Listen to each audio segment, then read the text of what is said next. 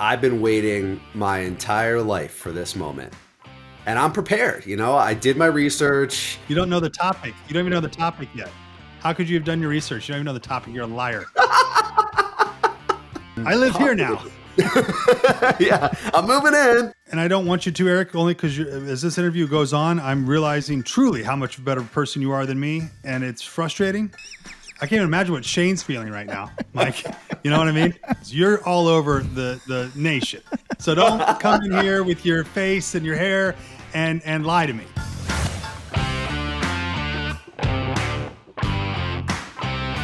Hi, everybody. Welcome in. This is the Stick and Hack Show. I'm your host, Adam Grubb, the Hack. It's Mike Ryan, the Stick right there. Mike, how are you? Super. How are you, buddy? Good. We are quite possibly the greatest golf show in the free world from Stick and Hack, the intersection of golf and life, which is no truer than it is today with our guest. Guest today is Eric Sedrans, member for a day. He's founder and charity golf officer, which is a cool title, and we'll get into that in a second. What does that mean to be a charity golf officer, but also member for a day? Now, Mike, there was a time where I was only a member for a day, but it was because I was they were just checking me out, making sure that I wasn't going to completely rip up the course. But then they said, okay, you can be a member for life. This is actually different for Eric and his organization. Member for a Day is a charitable organization that's bringing incredible things just by playing golf, but also giving some great golf experiences. And we can't wait to talk with him about that. Mike, though, let's talk about the charity of golf here first up. So a lot of people might not know that golf is really steeped in the charitable organizations and the PGA Tour specifically, and the LPGA and everybody around it, that the charity aspect of golf is bigger than most people realize. Close to 200,000 spectators file through the gates of most big tournaments. There's a title sponsor, 60 secondary sponsors, beer, wine, cocktails downed at events, at many party pavilions. There's a Palmer's Club 18. You got to shell out $1,000. Honorary observer, peek inside the ropes, $4,000. All that is tallied at $30 million or so collected by the Monterey Peninsula Foundation as reward for operating the event that was just a few months ago in California, and that is the Pro-Am, the Pebble Beach Pro-Am. So you think about something as simple as a golf tournament bringing $30 million or so. It is not well known, Mike, outside the golf circles, but tournaments under the PGA umbrella, including that Pro-Am at Pebble Beach, are fundraisers operated by nonprofit organizations. In fact, the PGA has raised more money for charity than all other professional sports in the country combined. I'll repeat that. The PGA has raised more money for charity than all other professional sports in the country combined. With the 2022 event, Pebble Beach passed the $200 million mark in philanthropic giving since the tournament moved to the area in 1947. The first on the PGA Tour scheduled to reach that figure. Through fundraising efforts of the PGA Tour, the PGA Champions Tour, and the Korn Ferry Tour, the organization has reached $3 billion in 6 years after crossing the $2 billion line just 6 years ago. That's $3 billion in charitable giving. The tour first made its charitable mark in 1938 at the well-known Palm Beach Invitational, which raised $10,000. Now, I'm going to explain this tournament to you, Mike. You might not know much about the Palm Beach Invitational, but here it is. I don't, but well, good for you. You're on the Stick and Hack Show because I'm getting ready to tell you all about it. The purse for the tournament was $5,000, with $1,000 going to the winner from 1938 to 1941.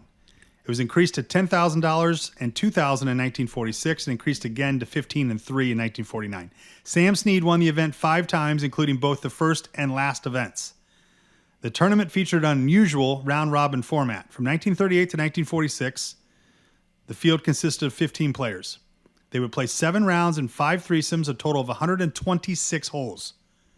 A player earned or lost points on each hole in match play style based on his score versus his 2 opponents for that round. So a player scored +1 for each hole won and a -1 for each hole lost to each opponent. The groups were shuffled after every round so that every player played 1 round against every other player. The player with the most points after... I'm actually sweating reading this. The player with the most points after 7 rounds won. I can only imagine them trying to do that format these days. So think about that. Go to your idiot buddies and be like, hey, here's the format for today. And they're like, what the hell are you talking about? I know. Maybe we just don't play at all. So that was the first tournament the Palm Beach Invitational in that ridiculous format, 126 holes, and it raised $10,000. That was the first charitable giving for the PGA for the Palm Beach Invitational. 126 holes, plus one, minus one. It's like trying to keep track of Pie Gal. Can you, know, can you imagine them trying to make that up with like all of the fantasy sports and online gambling at this point? Trying to set up that format. Can't happen. Somebody who knows a lot about charitable giving. Our guest today is Eric Sedrans, who in May of 2020 launched an online charity golf auction in support of New York City hospital frontline workers that raised over $100,000 in a week. Since then, his company, Member for a Day, has raised over $2.5 million for close to 100 nonprofits. Eric is the face of the digital series Golf for a Cause, presented by Hertz, which you can catch on Member for a Day YouTube page. Eric Sedrans joins us now on the Stick and Hack Show. Eric, how are you? Gentlemen, I'm wonderful. Thanks for having me. Looking forward to this. It's good to see you. It's good to talk to you. So you basically come on here to make us feel bad about ourselves. Is that what I understand? That is not. No, I've come on to inspire you guys. Okay. Perfect. Right, that's the best different. answer. That's different because I'm reading your bio and we're doing the work on the pre-show work here. I'm thinking, Mike, I haven't done anything in my life. I haven't accomplished a single solitary thing. And you raised $100,000 in a week, and this was back in 2020 at the very start of the pandemic, very start of COVID. You're East Coast, right? And you saw the frontline workers and you said something has to be done. Your company and you specifically, you came to life because of the need to help. And there's nothing more enduring and exciting than something amazing coming out of something so terrible like COVID in the early days. Tell us about the moment you decided to do something and then tell us what you did. Yeah, I mean, you know, Adam, you nailed it on the head in the sense that before all this stuff, I didn't really accomplish anything either. I mean, I was working in tech, living in New York. I thought, you know, it was great. Life was good. Got laid off because of COVID and realized that I was going to be unemployed for a couple months. And so kind of had this bike ride that just changed everything, where I came home and I was chatting with my mother and I just said, I'm going to stop looking for a job. And she was just like, oh God. And I was like, no, because I want to do something. I live here now. Yeah, I'm moving in. Just going to collect unemployment and just do nothing. No, I was like, I know I'm not going to get a job. Every company I'd been talking to interview hit the pause button. So I was like, okay, I have a few months here. Why don't I do something productive? And as a way to give back to those less fortunate. And so at that time, the headlines were hospital frontline workers in New York were eating out of vending machines. And I just couldn't imagine a more ridiculous scenario of the people who were literally saving us from a global pandemic were eating potato chips and candy bars. I'm just like, this is crazy. Like, it just didn't seem like it was real. And so I just had this fateful bike ride where I was like, what can I do? And I've been very fortunate, probably like you guys as well, to have played some great golf courses, have met some people along the way, members, head pros, superintendents, GMs. And I figured, what the heck? Why don't I just reach out to them and see if they'd be interested in donating a round of golf that I could auction off on social media with all 100% of the proceeds going to hospital frontline workers. And that's where it all started. Eric, explain the process and the platform you then created based off of that first experience you had raising all that money. Yeah, well, from what started then to where it is now is completely beyond my wildest expectations because, and I can't stress this enough, when I started this initiative to help frontline workers, that was all I was trying to do. I wasn't like writing a business plan. I wasn't trying to conquer the world. I was just trying to help people. And thankfully, it was really successful. I got written up in some different magazines. The New York Post wrote a story about me. And then nonprofits started reaching out to me. You said I got some coverage in some local publications. You're all over the nation. So don't come in here with your face and your hair and lie to me. There was major coverage happening for Member for a Day because this is a massive story. And this is throughout the 2 years of the pandemic and especially at the very beginning, people were looking for anything to hope, looking for anything to be excited about, looking for anybody that was doing something outside of holed up in their house, just watching Gayle King every morning, trying to figure out what the hell is next, right? So for you, there was major coverage because what you were doing was so special and so unique in the golf space and in the philanthropy space. Is that right? Adam, I appreciate that. That's very kind of you to say. I think so. I think I just touched a nerve in the sense that I think it's also broader than that. Just that I just decided I was going to follow my passion. You know, I think we as a society, we always think about our careers and doing the right things and this and that. And according to that, it was go find a job. And I just said, you know what? I'm done with that. I'm going to follow what my heart is. And I think a lot of people gravitated towards me doing that because it's this very freeing feeling. And so that feeling was, I'm just going to go and try to help as many nonprofits as possible and help them be able to fundraise and do the great work that they do. And so I think that's probably why I was very fortunate, like you said, to get covered in the New York Post. I mean, their lead sports writer who normally writes about the Yankees wrote about me. And that's when things kind of changed. I mean, to your point, Mike, about 20 nonprofits, including the American Cancer Society, who's arguably one of the largest nonprofits in the world, reached out to me and said, can you do something like that for us? And yes, I have an MBA from Babson, #1 school for entrepreneurship in the world. So I'm trained like that to recognize opportunities, but I don't think it would take an MBA from Babson to realize that, okay, there's something here. And so I basically spun up a platform in 2 weeks, just called the smartest people I knew and said, how can I create a platform that allows any and all nonprofits to fundraise through once-in-a-lifetime golf experiences? And so did just that. And here we are like 20 months later, we've raised over $2.5 million for charity and we're growing like crazy. I mean, we're going to do $500,000 raised in the next month alone for charity. Wow. So walk us through the platform. So I become a member for a day and what happens? Yeah, so we auction off what we describe as once in a lifetime golf experiences. So we do rounds at places like Marion and Congressional and Bel Air, some of the most exclusive golf courses on earth. We also do a lot with celebrities and pro athletes. We've auctioned off rounds of golf with Roger Clemens, Ken Griffey Jr., a lot of retired pro athletes, Steve Smith, Bruce Bowen, like a lot of them. We've done some PGA Tour golfers. We've auctioned off a round of golf with Pat Perez, which is probably a lot of fun. We could talk about that. That's cool. Yeah, For sure. We've auctioned off a round of golf with Bill Murray. I mean, like I could go on and on and on. And because, for me, if you can combine a celebrity or pro athlete with an amazing golf course, Bill Murray was at Sleepy Hollow, one of my all-time favorite golf courses.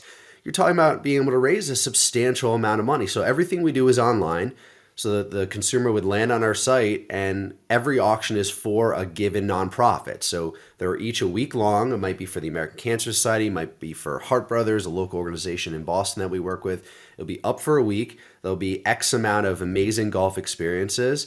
Highest bidder wins. And I can't explain to you guys how many DMs I get on Instagram where they're like, this is fake. Like, no way. I'm like, okay. Like, and then I'll show a photo, there'll be like a selfie of Ken Griffey Jr. with like the winner. I'm like, is this fake? Like this is really happening. And so it's so cool for me because I'm constantly focused on how much money I can raise for the nonprofits. But the other side of the coin is like, my team, we are allowing people the ability to have these truly bucket list experiences, like playing golf with Ken Griffey Jr. Like that's insane. Like I would go nuts for that opportunity.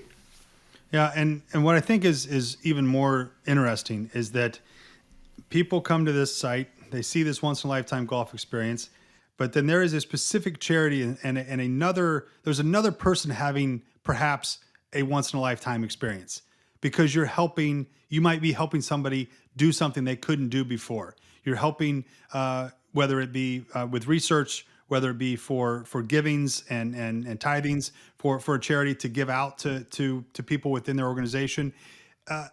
It's all about the experience, but there's two sides of that experience. Of course, there's the golfer that's going to this once in a lifetime experience and taking the selfies and smoking the cigars and having the bourbon at night and calling his buddies, say, you'll never guess this. And, Snapchat all day. That's great. But it's that other experience that I think is the most important thing for people to understand is that there's somebody this isn't just helping your yacht payment, Eric. This is designed to help somebody perhaps live 2 years longer than they were supposed to. Yeah, and I have a million examples, and it's hard for me to even say one. So Well, I'll hold just that, because that's question 6. So hold tight on that. I don't want to get ahead of ourselves here and blow this entire interview. Mike, go ahead. Oh my gosh. Eric and Adam talked about this, in the lead story that he talked about is, golf and charity have seemingly gone together for a long time, and every golf event has a charitable cause attached to it. Is there more to Member for a Day that you have in store down the road in local markets that you guys haven't quite gotten to yet, but you have plans for down the road?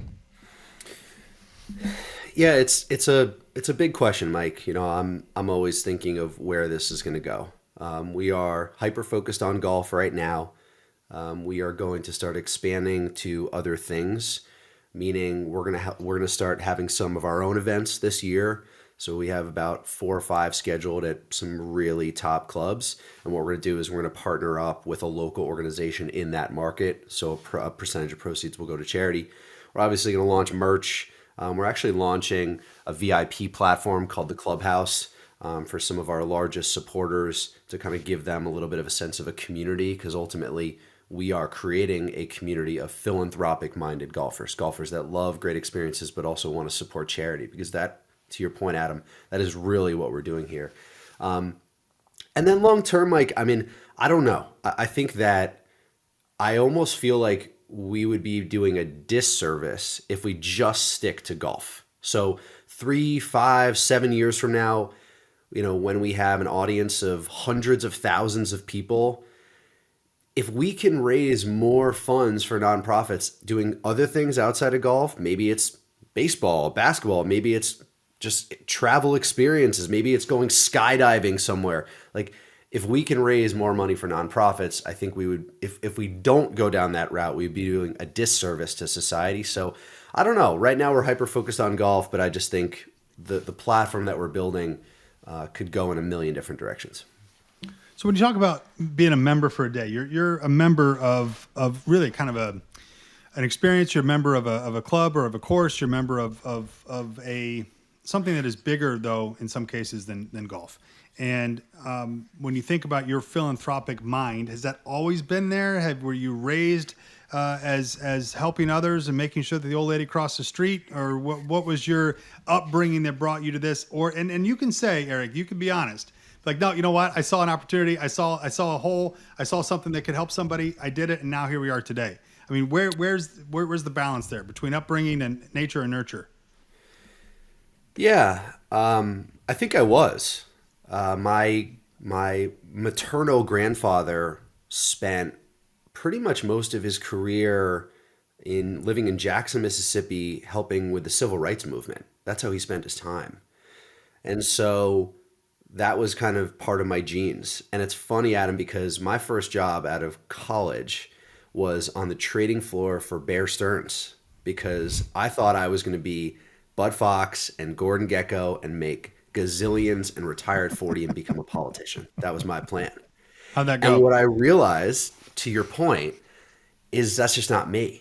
I'm not driven entirely by money. Money is a part of it, but I'm not. And so I just tried to fake it for a couple years on Wall Street of like, yeah, go, go, go, this killer mentality, eat or die. And just like, it's just not me. And so, also, I've always tried to do volunteer opportunities. Probably haven't done as many as I wanted, but I volunteered back in 2018 for a group called All Hands and Hearts that we actually helped fundraise for last year, bringing it completely full circle. All Hands and Hearts is one of the first groups that comes into disaster areas. So after hurricanes and tornadoes and floods, it's an entirely 100% volunteer-driven organization, and people just from all around the world, come in and just help. So it could be rebuilding houses, rebuilding schools, handing out food, like anything and everything. And I was really fortunate to be able to spend 5 weeks in the U.S. Virgin Islands after Hurricanes Irma and Maria. And this was just after I had left a very volatile venture capital-backed tech company that was high growth and boom and bust. And I just needed a reset. And for 5 weeks, I lived in a church, open air. We were just sleeping on Red Cross cots. There were about 100 of us. And I had never been around a group of more selfless individuals in my life. I mean, these were people that just picked up their life and just came here to help people they'd never heard of. A lot of them were really young, had not a penny to their name, and just were dedicating their time and their life and their energy to helping others. And when I think about the journey that I've been on the last couple of years, there's no question that was a turning point in my life, because I realized that just creating wealth for no benefit to society isn't that interesting to me. And I could wax poetically about that experience. It's something that everyone should do. And I don't want you to, Eric, only because as this interview goes on, I'm realizing truly how much better person you are than me. And it's frustrating. I can't even imagine what Shane's feeling right now, Mike. You know what I mean? I bet he is crying in a puddle in the corner. Eric Sedransk is the guest here. He is founder of Member for a Day. Go to memberforaday.com and learn more about his organization. Eric, what is the one story, and you've talked a little bit about it, but what's that one story that kind of sticks with you, or you've maybe heard through the grapevine even, of somebody or an association or something that you guys have helped with your charitable givings that you're like, I can't believe that 2 years ago we're to this day? Yeah, the one that I always seem to go back to, Adam, is the first tee of Savannah. And so the reason that it's important to me is, first, I created this company when I was at my mother's house in Hilton Head. So Savannah, Hilton Head is kind of that similar area. And what happened with the first tee of Savannah is they actually collapsed in 2018 due to lack of funding. The executive leadership team just wasn't really doing a good job. And so think about all those kids that would have learned to play the game of golf that no longer did. And so I forget what it was, maybe a couple months after my initial COVID auction, I got connected with the new leadership team of the first tee of Savannah. And we sat down, we played some golf, we got to know each other, and they launched an auction that raised over $140,000 in 1 week. And so that one auction in 1 week through Member for a Day paid for their entire year of services. And so now they're in the second year. We did a second auction with them that raised basically just about the same amount of money. So in 2 years, we've raised just shy of $300,000 for the first tee of Savannah. And it's so cool because a couple months ago, I went back and were having camps and kids are playing golf and I was taking photographs. And it's like, you talk about experiences and having an impact. Like, there are now hundreds of kids in Savannah that are playing golf and learning the game of golf and learning the discipline around it that wouldn't have beforehand. And so that one's really important to me. The number of charities you guys have helped at this point is staggering, but what's the process look like for working with these charities, and how do you get connected with them? Yeah, so actually almost all of the nonprofits we work with have reached out to us.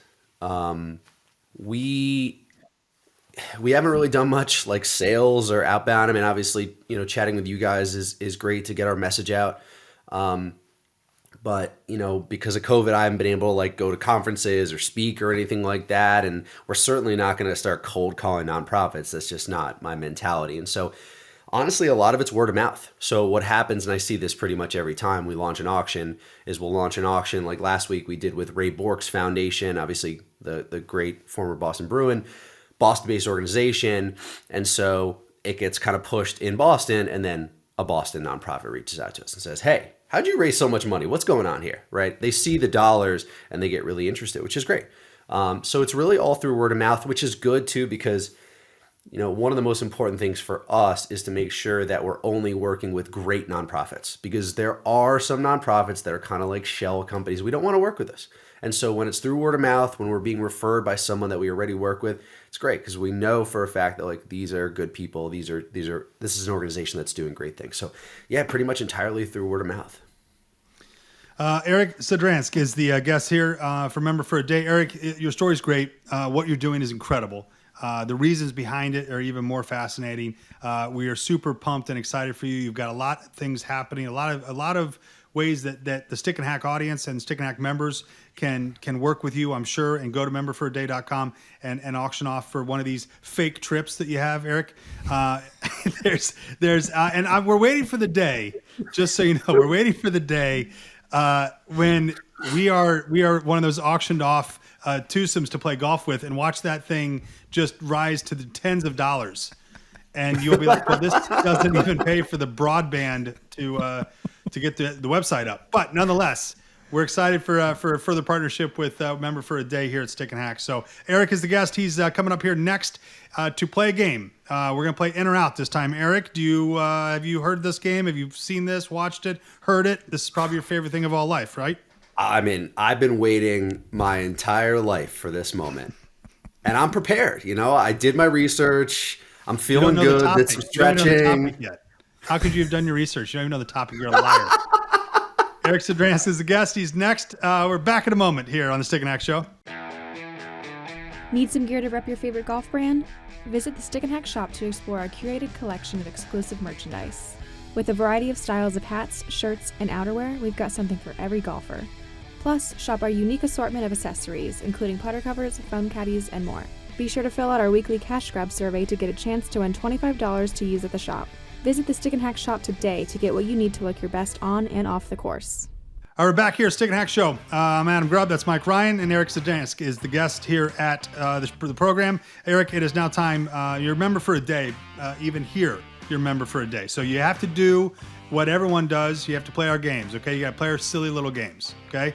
I know you're a big philanthropist. You're giving money all across the United States. You're an incredible human being. But for the next 5 minutes, you're going to play our little game. Got it?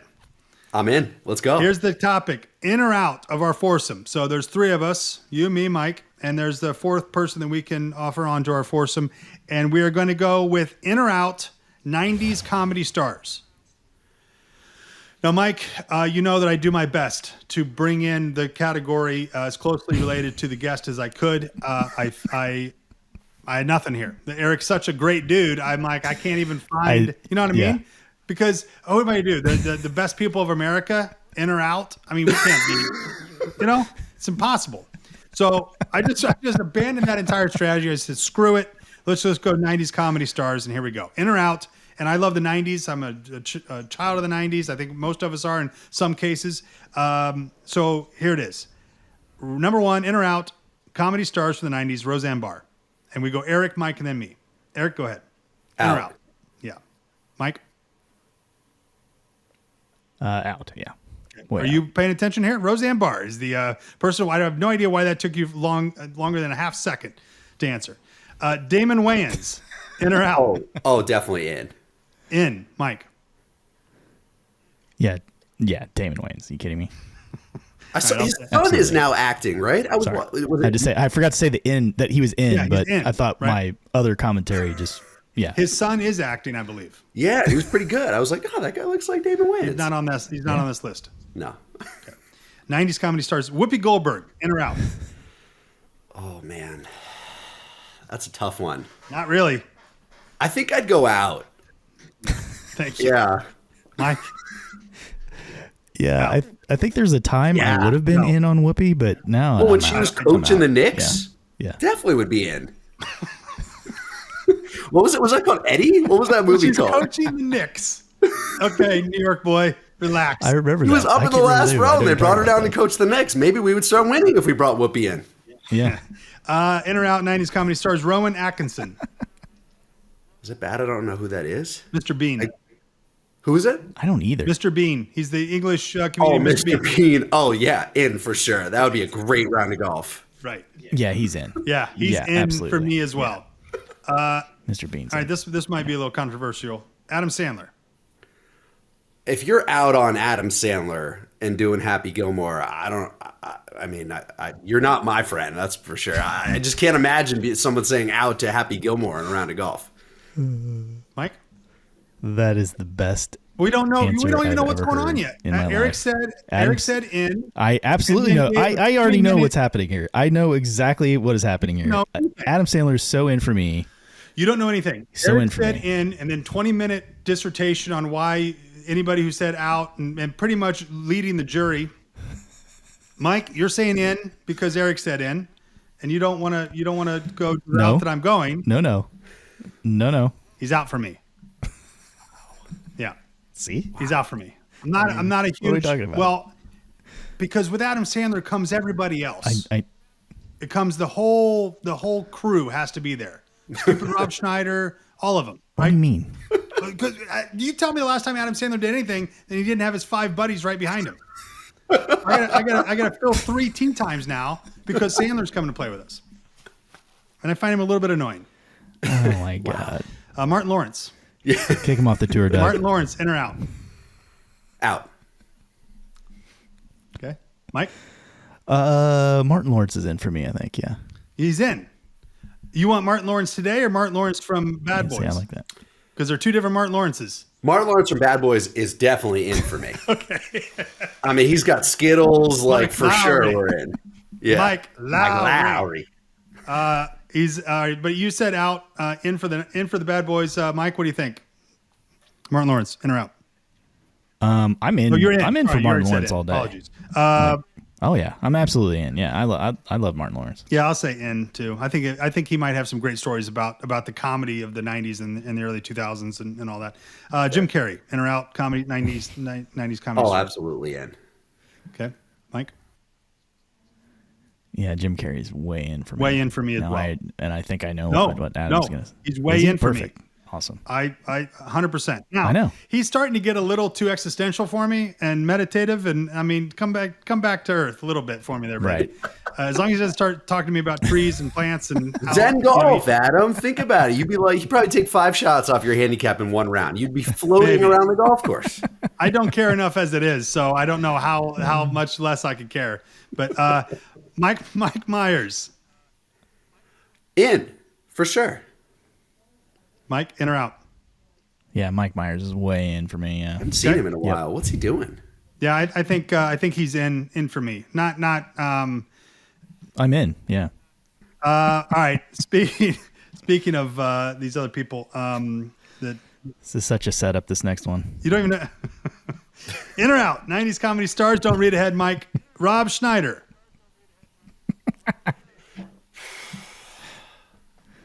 Wow. He's the guy from Waterboy that screams, "You can do it," right? Yeah, he's from a lot of things. If it's Adam Sandler, he's Correct. in it. I mean, I would every time I hit a great shot, he would say, "You can do it." I need a guy like that in my life. He's in. Rob Schneider's out for me. I'm Thank sorry. you, Mike. I thought And perhaps I was going to lose knew 2 what this people. was. This was I thought maybe 2 people were going to be off this show in Yeah. seconds. Rob Schneider's out in every sense of the word. I cannot even understand a situation in life where I would be like, yeah, let's go. Honestly, Eric, if we were member for a day and that was the prize, I'd be like, yeah, you know what? Just give the money back to charity. I don't even need to do it. I don't even need to play. I'm good. You got an open tea time now.